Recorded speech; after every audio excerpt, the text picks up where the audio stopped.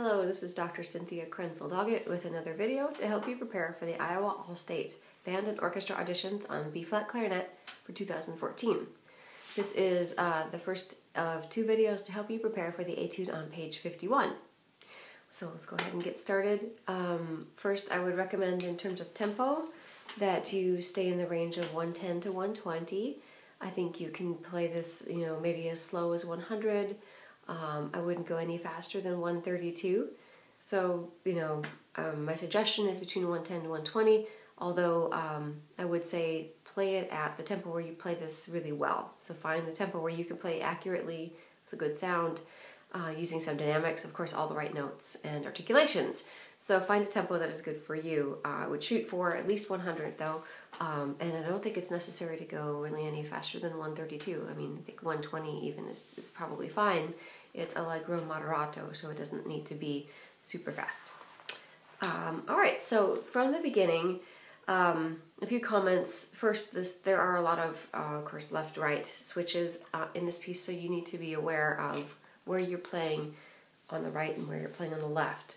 There are a number of places where you have absolutely no choice, but it helps to have that, at least that first fingering written in so you don't just forget or something.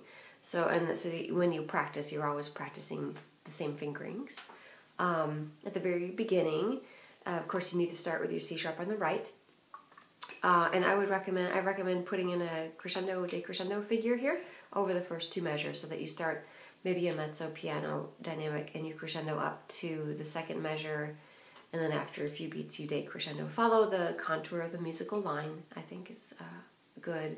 And then at the end of the first line is the first place where I recommend that you consider sliding. It's not something that I do on a regular basis. I typically try to avoid it at all costs. It's, as I said, it's not something that I do very often, but in this case and in a few places here, I am actually sliding. This is one of them because you go from, in the last beat, we have C sharp, B natural, G sharp, and then to a low E sharp, in other words, an harmonic with F. So I do G sharp to the E sharp. The other option, well, the reason I do that is because then you have to go immediately to a G sharp here. The other option would be to play, your C sharp, B, G sharp, E sharp, and then quickly switch to E sharp on the right, and then here. So you're essentially fingering E sharp twice, one on each side. See if I can do this with the camera. Push the camera down.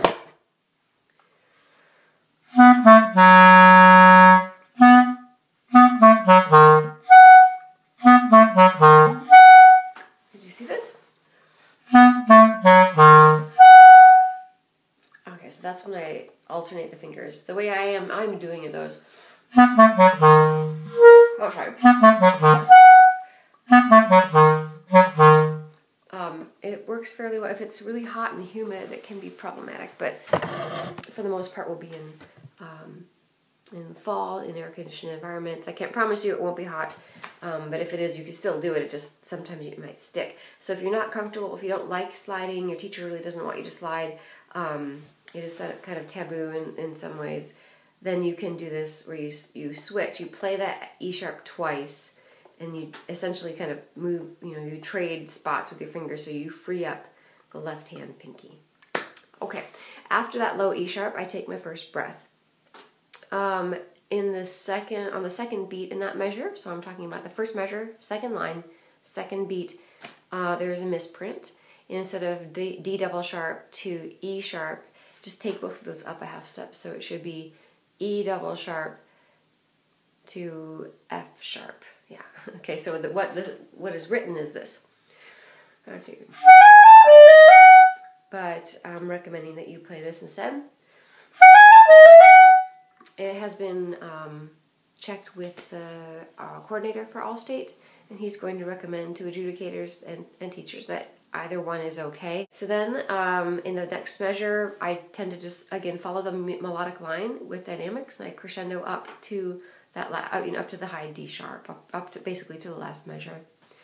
When I come back in on the third line, that's where I take my first breath, right before the C sharp. And I come in also piano there, so that I can crescendo through that, this line. So I crescendo, especially through that measure.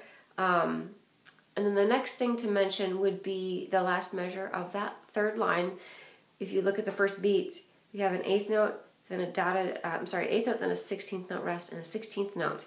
What's happening there is that that figure is duple. It's not a triplet figure. It's not, that sounds like this instead.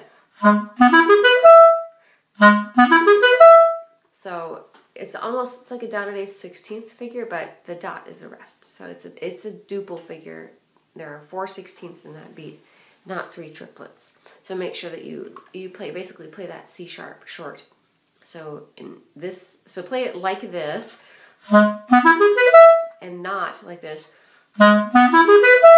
because that sounds like you had a triplet with 1 rest in the middle. Okay, so that figure repeats, that rhythmic figure repeats a couple times, and you see on the next line, 1, 2, 3, the fourth line, second measure, you actually have the dotted eighth 16th figure without the rest. The F sharp fingering that I use in this area is, in this section, is this fingering here. It's pretty simple to get to, easy to get to, and it pops out easily.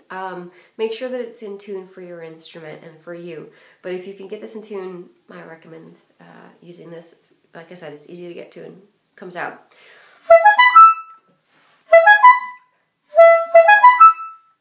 With that, make sure you use the pinky, or it could be flat. If it's a little bit low for you, you can always add the sliver key, banana key, fork, whatever you want to call it.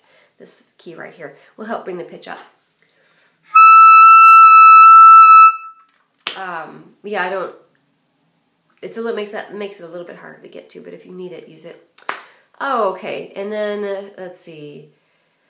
Then the last measure of the fourth line, we get to some more. That's another place where I slide. So you have the first beat is G sharp, F sharp, D sharp, and then I do C sharp on the left, B sharp on the right, and then I slide forward to D sharp. It's kind of awkward, but at the fast tempo, it seemed to be the best choice for me anyway. If you to flip around, yeah, actually you really don't have much. You don't have a lot of choices here. Yeah, you'd have to switch. If you wanted to do the flip, you'd have to do that probably on the C sharp. If you wanted to do dee-da-da-dee-dum, that same technique I used for the E sharp, doing sort of a multiple fingering for it, I would recommend. If you want to try that, you'd probably have to do it on the C sharp.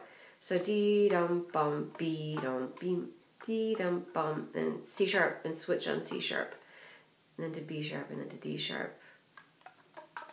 Yeah, it adds, it makes it more complicated. And if you can do this smoothly, it's easier. And the good news is that we have to re-articulate, or we have to articulate the D sharp, which means that it won't sound as sloppy as it potentially could. If we had to slur, that would be another big problem, but fortunately we get to articulate. So let me show you the fingerings one more time. This is what I do. So starting in the last measure of the fourth line, G sharp, F sharp, D sharp, C sharp on the left, B sharp on the right, then I slide to D sharp on the right, and then A, G sharp, then again C sharp on the left, B sharp on the right, sliding to D sharp on the right, and then the A, G sharp, D sharp. Again, C sharp on the left, B sharp on the right, and then we're done. We don't have to slide anymore. So here's how it sounds and looks in action. This is the last measure of the fourth line. First slowly.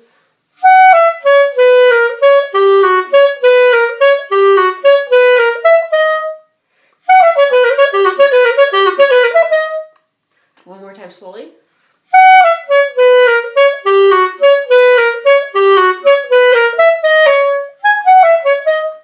Again, I don't typically slide. I feel kind of bad telling you to slide, but I think it's the most efficient thing to do here. And you know, if you can try it in a more like a hot environment, you know, if there's a hot day, you can open up the window in your bedroom and feel what it's like, just in case you do have a hot room when you audition, because it's easier to slide when, you know, the keys are slippery when it's cool. Okay, but make sure you can do it just in case it's, you know, humid or warm. All right, so after that, nothing too tricky. I think what I'll do is stop this video here and then pick up with the second half of this etude in the next video.